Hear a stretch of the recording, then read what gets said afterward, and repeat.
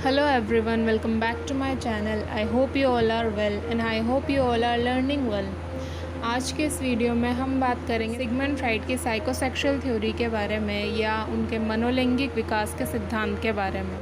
Psychosexual theory या मनोलैंगिक विकास का सिद्धांत सिगमंड फ्राइड के मनोविश्लेषणवाद का वो पार्ट है जिसकी वजह से उन्हें सबसे ज़्यादा क्रिटिसिज्म झेलना पड़ा या जिसकी वजह से उन्हें सबसे ज़्यादा विरोध झेलना पड़ा। यहाँ तक कि उनके अपने स्टूडेंट्स ने उनका विरोध किया, उनकी किताबें जलाई गई। तो चलिए जानने की कोशिश करते हैं कि ऐसा क्या था इस थ्योरी में कि सिगमंड फ्राइड को इतना विरोध इस थ्योरी की वजह से झेलना पड़ा। ओके, तो चलिए स्टार्ट करते हैं।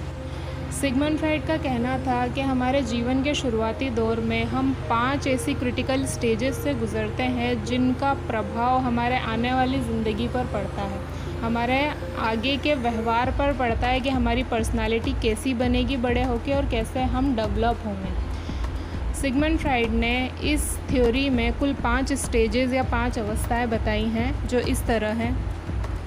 पहली है मुखावस्था या जिसे हम ओरल स्टेज भी कहते हैं। ये जन्म से लेके 1 वर्ष तक या 0 से 1 वर्ष आप इसको मान सकते हो। सेकंड है गुदावस्था या जिसे हम एनल स्टेज कहते हैं। ये 2 से 3 वर्ष तक होती है। तीसरी है लैंगिक अवस्था या जिसे हम फैलिक स्टेज कहते हैं। ये 4 से 6 वर्ष तक होती है। चौथी है सुप्तावस्था या जिसे हम लेटेंट स्टेज भी कहते हैं। ये 7 से 12 वर्ष तक होती है। और पांचवी है जननावस्था जिसे हम जेनिटल स्टेज कहते हैं। ये प्यूबर्टी से डेथ तक होती है या 13 वर्ष के बाद 13 वर्ष से मृत्यु तक होती है। ओके, तो चलिए अब सभी को 1 बाय 1 हम समझने की कोशिश करते हैं, लेकिन उससे पहले एक वर्ड है, एक टर्म है जिसे समझना ज़रूरी है, जो कि है लिबिडो। सिगमंड फ्राइड ने सेक्सुअल एनर्जी या लैंगिक ऊर्जा को लिबिडो नाम दिया है। उनका मानना था कि लिबिडो जो है वो बच्चे में जन्म से होती है, जब से वो पैदा होता है, और ये हमारे व्यवहार को बहुत ज़्यादा प्रभावित करती है। यहाँ तक उन्होंने कहा कि इंसान जो कुछ भी करता है वो इस लिबिडो की वजह से ही या इस लिबिडो के प्रभाव के कारण ही करता है। शायद यही कारण रहा है कि उनके सिद्धांत का इतना विरोध हुआ, क्योंकि उन्होंने हद से ज़्यादा लैंगिक ऊर्जा को या सेक्सुअल एनर्जी को इम्पोर्टेंस दी है। सिगमंड फ्राइड का कहना था कि ये 5 स्टेजेस में जीवन के शुरुआती दौर में उन्होंने बताई है, 5 स्टेजेस में कहीं ना कहीं पाई जाती है और उनके अकॉर्डिंग इसका सेटिस्फैक्शन ज़रूरी है। अगर लिबिडो को सेटिस्फाई नहीं किया उस अवस्था में या उस एज में, तो आगे जाके आगे के जीवन में बच्चे के व्यवहार पर गलत इफ़ेक्ट पड़ेगा और बच्चा का अच्छी पर्सनालिटी डेवलप नहीं होगी। उसकी पर्सनालिटी में कुछ ना कुछ कमियां या खामियां रहेगी। तो चलिए अब एक एक करके इन 5 अवस्थाओं को हम समझने की कोशिश करते हैं। पहली है ओरल स्टेज या मुखावस्था, 0 से 1 वर्ष तक ये होती है।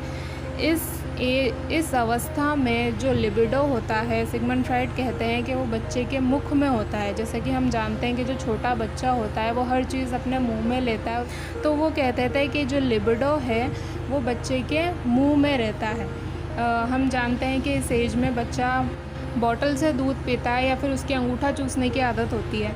सिगमंड फ्राइड कहते थे कि इस एज में अगर पेरेंट्स बच्चे से जो बॉटल छुड़वाते हैं या तो वो अगर प्यार से छुड़वाएंगे, तसल्ली से छुड़वाएंगे, या अंगूठा चूसने की जो उसकी आदत है वो उसको प्यार से धीरे धीरे छुड़वाएंगे, बिना उसको कोई तकलीफ़ दिए, बिना किसी ट्रॉमा के, तो बड़ा होके वो बच्चा एक बैलेंस्ड पर्सनालिटी का इंसान बनेगा, एक अच्छी पर्सनालिटी का इंसान बनेगा। लेकिन अगर उसके साथ ज़बरदस्ती की गई या ज़बरदस्ती उसकी ये आदतें छुड़वाने की कोशिश की, तो सिगमंड फ्राइड कहते हैं कि बड़ा होकर उसकी पर्सनालिटी में कुछ ओरल फिक्सेशन आ जाते हैं। अब ये ओरल फिक्सेशन क्या है? जैसे कि उसकी नाखून चबाने की आदत या नेल बाइटिंग की आदत उसको लग जाती है, या हर वक्त वो च्युइंगम खाता हुआ आपको नज़र आता है, या फिर स्मोकिंग की आदत उसको लग जाती है।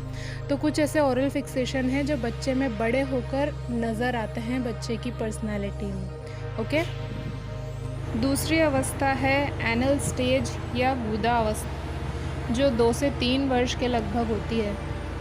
इस स्टेज में सिगमंड फ्राइड कहते हैं कि लिबिडो जो होता है वो एनल में होता है, बेसिकली इस स्टेज में टॉयलेट ट्रेनिंग बच्चे की जाती है और टॉयलेट का यूज़ करना उसको सिखाया जाता है। सिगमंड फ्राइड कहते हैं कि आप बच्चे को टॉयलेट ट्रेनिंग दीजिए, लेकिन तसल्ली के साथ दीजिए, आराम से दीजिए, उसको डांटिए मत अगर उससे कोई गलती हो जाए तो, और उसकी तारीफ़ कीजिए टॉयलेट यूज़ करने पे, सही तरीके से टॉयलेट यूज़ करने पे। अगर आपने इस तरीके से उसके साथ व्यवहार किया तो वो बड़ा होकर एक अच्छी पर्सनालिटी का इंसान बनेगा, बैलेंस्ड उसकी पर्सनालिटी डेवलप होगी। लेकिन अगर इस स्टेज में या एनल स्टेज में पेरेंट्स ने बच्चे के साथ मिसबिहेव किया या फिर उसके साथ ज़बरदस्ती उसको कुछ सिखाने की कोशिश की, तो फिर सिगमंड फ्राइड कहते हैं कि बड़ा होकर उसमें कुछ एनल फिक्सेशन आ जाते हैं। अब ये एनल फिक्सेशन कौन कौन से हैं, जैसे कि उसका व्यवहार कठोर हो जाता है, कठोरता उसके व्यवहार में आ जाती है, या बहुत ज़्यादा वो सफाई पसंद इंसान बन जाता है जो क्लीनलीनेस पे ज़्यादा ध्यान देता है या ज़्यादा फोकस करता है। इसके अलावा ऑब्सेसिव किस्म का इंसान बन जाता है, यानी जुनूनी किस्म का इंसान वो बन जाता है, क्रेजीनेस उसमें दिखाई देती है। ओके, तीसरी स्टेज है लैंगिक अवस्था, ये जिसे हम फैलिक स्टेज कहते हैं। ये 4 से 6 वर्ष तक होती है और इस एज में जो लिबिडो है वो जेनिटल पार्ट्स में आ जाता है या फिर योनि अंगों में आ जाता है बच्चों के। इस एज में 2 कॉम्प्लेक्स या 2 ग्रंथियों का विकास होता है लड़के और लड़कियों में। लड़कों में जो कॉम्प्लेक्स का विकास होता है वो है ऑडिपस कॉम्प्लेक्स, और लड़कियों में आता है इलेक्ट्रा कॉम्प्लेक्स। ऑडिपस ग्रंथि क्या है? ऑडिपस ग्रंथि है लड़कों का अपने माँ के प्रति अट्रैक्शन या अपनी माँ के प्रति झुकाव इस एज में, और इलेक्ट्रा कॉम्प्लेक्स है लड़कियों का अपने पिता की तरफ झुकाव या अपने पिता की तरफ अट्रैक्शन। लड़के समझते हैं कि उनके जो पिता हैं वो उनके राइवल हैं, वो उनको बिल्कुल भी पसंद नहीं करते हैं, उनको ऐसा लगता है कि वो उनकी माँ को उनसे दूर लेकर चले जाएंगे। और लड़कियां समझती हैं कि जो उनकी माँ है वो उनकी राइवल है, वो उनके पिता को उनसे दूर ले जाएंगी। तो बेसिकली इस एज में अपोजिट सेक्स के तरफ बच्चों का झुकाव होता है, लड़के का उसकी माँ की तरफ और लड़की का उसके पिता की तरफ। ओके, सिगमंड फ्राइड कहते हैं कि इस एज में अगर माता पिता ने अपनी सही भूमिका निभाई, बच्चों के उनको विरोधी समझने के बावजूद भी, उनको राइवल समझने के बावजूद भी अगर वो उनके साथ प्रेजेंट रहे, तो बड़े होकर जो उनकी पर्सनालिटी है वो एक अच्छी पर्सनालिटी डेवलप होगी, बिना किसी ट्रॉमा के उनकी पर्सनालिटी डेवलप होगी।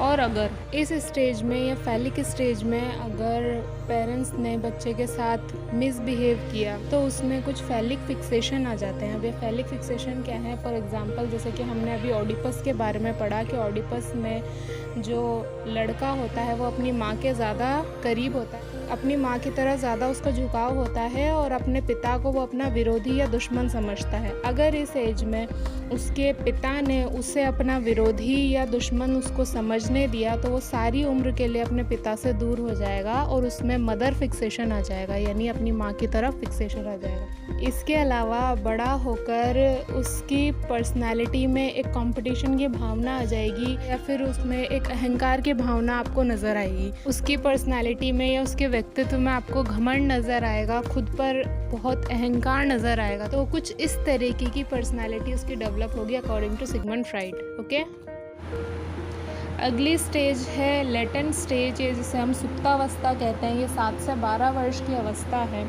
इस एज में जो उनकी लिबिडो की एनर्जी है वो क्रिएटिव कार्यों में या क्रिएटिव वर्क में चली जाती है, सृजनात्मक कार्यों में या रचनात्मक कार्यों में चली जाती है। इस एज में बच्चा अलग अलग अपनी स्किल्स को डेवलप करने में लग जाता है। फॉर एग्जांपल किसी को सिंगिंग में इंटरेस्ट है तो वो सिंगिंग करने लग जाता है, किसी को खेलने में इंटरेस्ट है तो वो अपने गेम के प्रति ज़्यादा फोकस रखता है, किसी को पेंटिंग में इंटरेस्ट है तो वो अपनी पेंटिंग में अपना टाइम पूरा निकालता है।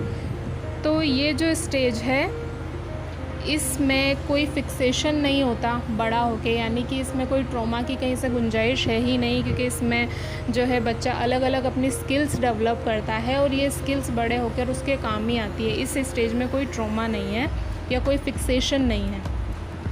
नेक्स्ट स्टेज है जननावस्था या जेनिटल स्टेज, जो कि प्यूबर्टी से डेथ तक रहती है या 13 वर्ष के बाद की अवस्था होती है। इस स्टेज में वापस से जो लिबिडो है वो जेनिटल पार्ट्स में या योनि अंगों में आ जाती है अकॉर्डिंग टू सिगमंड फ्राइड। और इस स्टेज में वापस से बच्चा जो है वो अपोजिट सेक्स की तरफ अट्रैक्ट होता है या विपरीत लिंग की तरफ अट्रैक्ट होता है। इस स्टेज में भी कोई फिक्सेशन नहीं होता, लेकिन अगर जो उसकी पिछली अवस्थाएं हैं वो सही से नहीं गुजरी हैं, उसमें उसके साथ मिसबिहेव किया गया उसके पेरेंट्स के द्वारा, या ठीक से उसका लिबिडो जो है वो सेटिस्फाई नहीं हुआ, तो इस एज में आके उसका जो ईगो है और सुपर ईगो है वो वीक रहता है और इड जो है उसका उस पर हावी रहता है। और अगर पिछली स्टेजेस में जो हमने पढ़ी है उसमें उसके पेरेंट्स ने बिल्कुल सही तरीके से बिना किसी ट्रॉमा के उसके पेरेंट्स ने उसको आगे बढ़ाया है और सही तरीके से उसका लिबिडो सेटिस्फाई हुआ है, तो फिर वो एक अच्छी पर्सनालिटी का इंसान डेवलप होगा और उसका ईगो जो होगा वो बैलेंस्ड होगा, वो अपने काम में भी परफेक्ट होगा, उसके रिलेशनशिप्स जो होंगे वो भी बैलेंस्ड होंगे और उसकी एक बैलेंस्ड लाइफ होगी। जैसे कि ईगो होता है, ईगो क्या रहता है, बैलेंस रहता है, बिल्कुल बैलेंस बना के चलता है वो सुपर ईगो और इड के बीच में। बिल्कुल उसी तरह परफेक्ट पर्सनालिटी उसकी डेवलप होगी, बच्चे की डेवलप होगी। ओके, अब आप ये सोच रहे होंगे कि जो हमारे साथ 3-4 साल की उम्र में हुआ या 1-2 साल की उम्र में हुआ वो बड़ा होके अपना असर कैसे दिखाएगा, या बड़े होने के बाद हमारे व्यवहार में उसकी वजह से परिवर्तन कैसे आएगा, ये इफ़ेक्ट कैसे पड़ेगा। तो जैसा कि हमने डिस्कस किया है पिछले वीडियो में अचेतन मन या अनकॉन्शियस माइंड के बारे में, तो उसी का रोल यहाँ पर आता है। सिगमंड फ्राइड कहते हैं कि बचपन में अगर हम बच्चों के साथ मिसबिहेव करते हैं या ज़बरदस्ती उन्हें कोई चीज़ सिखाने की कोशिश करते हैं तो वो कहीं ना कहीं उसके अचेतन मन में स्टोर हो जाती है और फिर जब वो बड़ा होता है तो वही चीज़ बाहर निकलने की कोशिश करती है और उसके व्यवहार में अपना असर दिखाती है। ओके, तो ये था सिगमंड फ्राइड की साइकोसेक्सुअल थ्योरी, ये सिगमंड फ्राइड का मनोलैंगिक विकास का सिद्धांत। आई होप कि आपको समझ आया होगा, वीडियो पसंद आई होगी। If you like my video please like, share and subscribe.